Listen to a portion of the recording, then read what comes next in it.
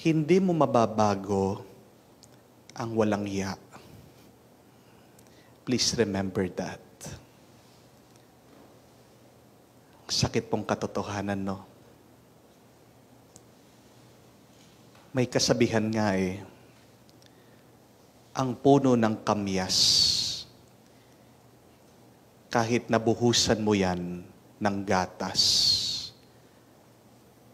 kahit nalagyan mo yan ng asukal, hindi tatamis ang bunga niya. Anong ibig sabihin? Ang isang masamang tao, hindi magbabago. Kahit nasabihan mo paulit-ulit, kahit naturuan mo paulit-ulit, kahit na pangaralan mo ng mga magagandang bagay, mabubuting bagay, kung ayaw ng taong masama, kung walang hiya na siya, wala ka nang magagawa. Amen? But, should we stop? Definitely not. Kung ayaw magbago, titigil ka na ba? Hindi. Huwag ka. Bakit? Dahil tandaan mo kung sino ka. Kung sino tayo. Tayo pa rin ay mga anak ng Diyos. Tayo pa rin ay gawa ng Panginoon mula sa kanyang kabutihan. Kung may isip ka, kung nakakaunawa ka, kung nakakaintindi ka, kung alam mo yung mabuti at tama, gawin mo pa rin. Pagpatuloy mo pa rin. Huwag kang magbabago sa mabuting ginagawa mo dahil lang ang iba ayaw magbago at magpakabuti. Remember that. Because I know a lot of you are so affected. Marami dyan, stress na stress. Ginagawang negatibong isip, nagiging masama ang nararamdaman dahil pinipilit na baguhin yung masama na minamahal nila, yung minamahal nilang napasama. Pero tingnan niyo po, yung ating nabasang ebanghelyo, yung kwento ng ating Panginoon. Let us find an inspiration in the story of Jesus, the parable of the wicked tenants. Inangkin nila yung lupain.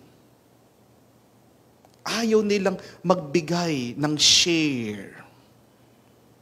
Nagpapadala ng mga tauhan, yung may-ari, pero ginawa nila, pinagbubugbog, pinatay yung iba, mismong anak ng may-ari, pinaslang, itinapon doon sa labas ng lupain na parang aso lang. But see how God continue time and time again to reach out to these people. Doon lang nga dapat sa una. Magalit na yung may-ari. Dapat doon sa pangalawa, naghiganti na yung may-ari. Pero hindi ginawa ng may-ari na siya'y maghiganti. Hindi ginawa ng may-ari na ibalik niya yung kasamaan na ginagawa nila. He gave them multiple chances. I know it is very hard to forgive again and again. I know it is so difficult to give a lot of chances. It hurts us. Minsan nga yung mga iba, nagtatanong, Father, bakit kung sino pa yung mabuti, kung sino pa yung tapat, siya pa yung naghihirap? Huwag kayong mag-alala. Alam ng Diyos, yung paghihirap mo, yung katapatan mo. God will reward you. Wala namang gumagawa na masama, na walang kapalit na masama. Wala namang gumagawang masama na nagdiriwang buong buhay nila. May kapalit din ang kasamaan na ginagawa nila. But please, try to be more patient. Do not say, it's impossible. But believe, it is always possible through God's grace. Hindi naman ikaw ang makakapagbago sa iba. Tandaan mo, Diyos lang. Kung gagamitin ka ng Diyos para makapagbago ang iba, salamat. Pero kung ginawa mo na yung makakaya mo, nag-effort ka na, nagsakripisyo ka na, wala pa rin, paubaya mo sa Diyos, maniwala ka, may ginagawa ang Diyos. With God, it is always possible. Tignan nyo nga, kahit naman po yung mga santo ngayon na tinitingalaan natin, pinaparangalan natin, sino ba yung mga banal na yan? Dati silang mga makasalanan. Kinamumuhian pa nga ang iba, kamukha ni San Pablo. Who would ever thought that St. Paul will be loved by Christians today? Dati, nanghuhuli ng Kristiyano yan eh. Dati, si San Pablo, pinapayagan pa nga na patayin ng mga Kristiyano. Pero tingnan niyo po, 360, nagbago ang dating kinamumuhian, ang dating masama, ang dating kaaway ng mga Kristiyano. Aba ngayon, ginamit ng Diyos bilang instrumento, maipahayag ang pananampalataya sa ating Panginoong Hesukristo. Masakit, alam ko po, marami dyan, mga misis, baldi-baldi ng luha ang iniyak. Kung ano-ano na yung ginawa para magbago yung kanilang mga asawa. Napakasakit na maririnig mo, inuuwi yung mga babae nila. Napakasakit, nakakalungkot na maririnig mo, pinupuntahan yung mga babae nila.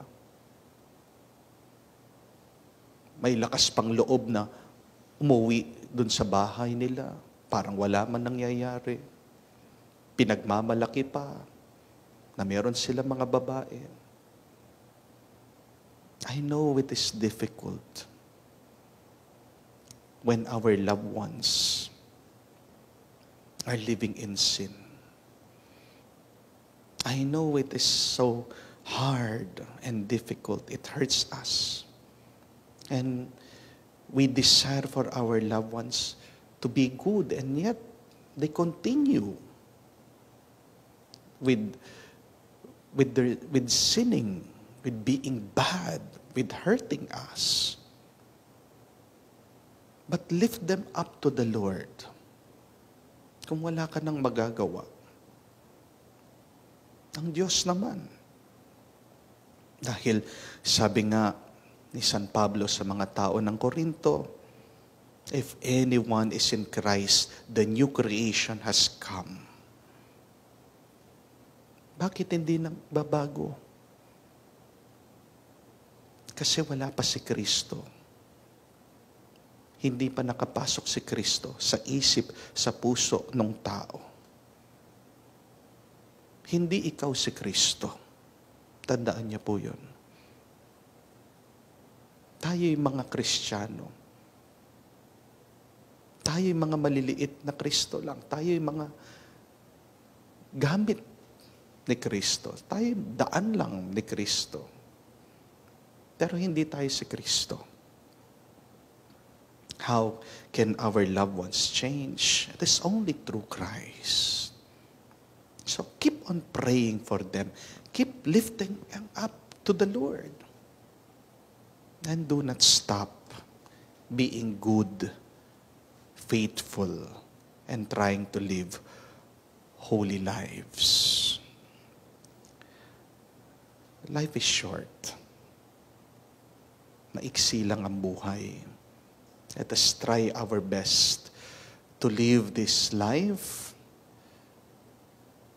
the most good that we can, the happiest that we can, the most peaceful that we can. Kung ayaw magbago ng iba, hayaan mo sila. Basta't ikaw, manatili ka, tapat sa Diyos, at gagantimpalaan Kanya. Amen? Amen.